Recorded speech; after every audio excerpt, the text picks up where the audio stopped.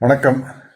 என் அன்பு தம்பி மானமிகு உதயநிதி ஸ்டாலின் அவர்களின் எதிர்க்கட்சி தலைவராக முதல் உரையை கேட்டேன்.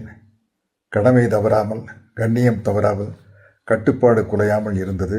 அதே சமயத்தில் அவருடைய தைரியத்தை பாராட்டுகிறேன்.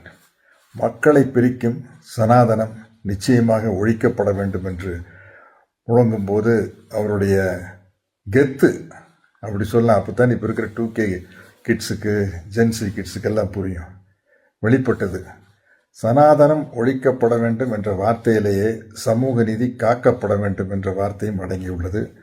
அவருடைய தைரியத்தை பார்க்கும் பொழுது புரட்சி தலைவர் எம்ஜிஆரின் ரசிகனாக அவருடைய பாடல் வரிகள் தான் எனக்கு ஞாபகம் வந்தது.